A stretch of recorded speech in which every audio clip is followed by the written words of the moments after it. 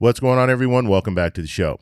So today we're going to take a look at the House races, so 2026 midterm. And so we're mainly going to focus on, will Republicans be able to maintain control of the House, or will Democrats be able to overcome the Republicans and take the majority in the House? And then at the end of this video, we're going to do something a little different. We're going to take a look at AI. We're going to ask AI who they think will win the 2026 midterms in the House. So that's what we're going to focus on in this video. But first off, you guys can do me a favor. If you watch this video and you find this information informative, please like the video and subscribe to the channel. Okay, so let's go ahead and take a look at where we're starting off. So right now, the current vote count, we have Democrats have 212 and Republicans have 219.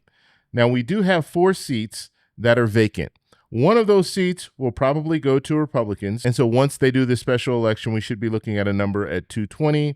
And then 3 of those seats will probably go to the Democrats. So Democrats will be at 215.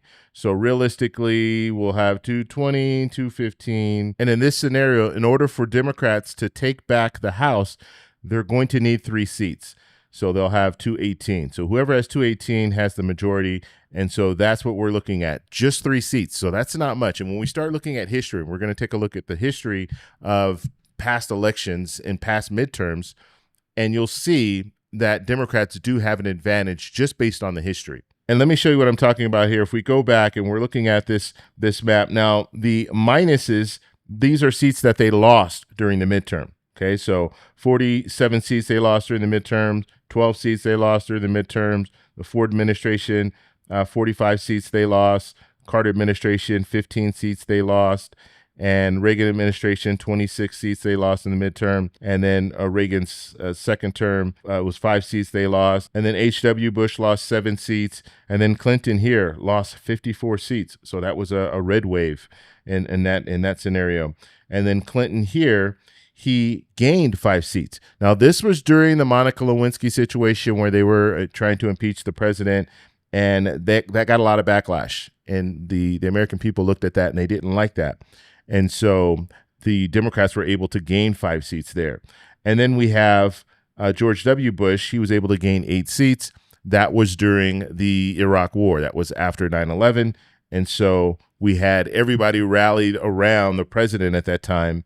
And so Republicans were able to gain 8 seats. And then during George Bush's second term, they lost 31 seats. And then during Obama's first term, he lost 63 seats.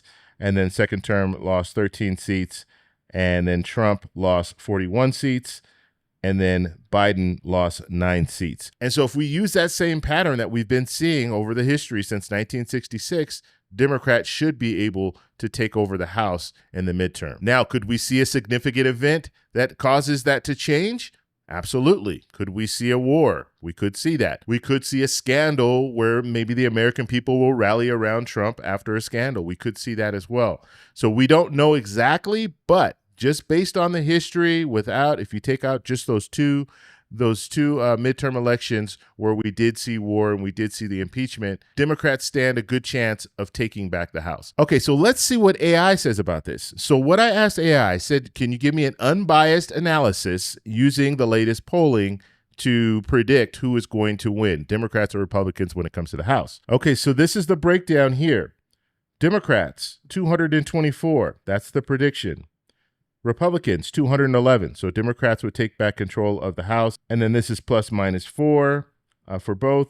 And then this is bottom line. And this is as of September 3rd. And I plan to do this every week. So we'll be able to come back every week and we'll see what the updated information is showing us. And the confidence level here is moderate. And then here's some of the notes that they posted here. So GOP holds a slim edge, roughly 219 to 212, plus a few vacancies.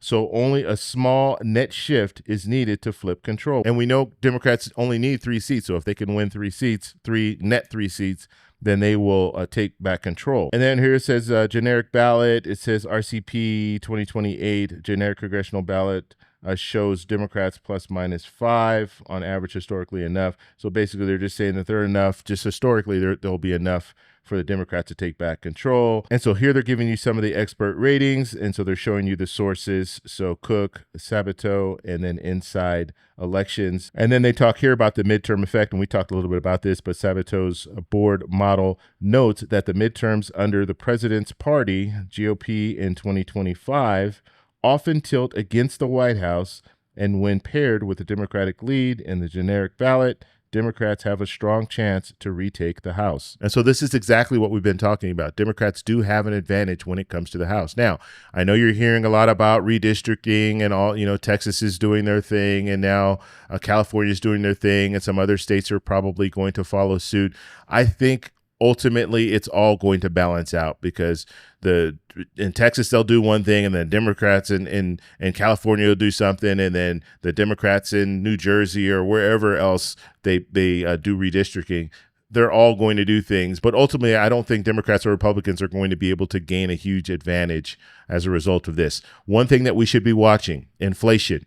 How does that look? If inflation is bad, then you can almost guarantee that Democrats will be able to take back the House, and they could potentially take back the Senate if inflation goes up really high.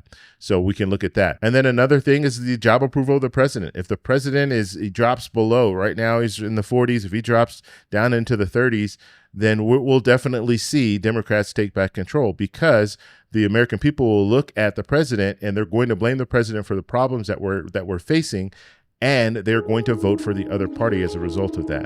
So I want to know what you guys think about all this. Let me know in the comments below. If you like this video, please give me a thumbs up. Please subscribe for more, and I'll talk to you in the next one.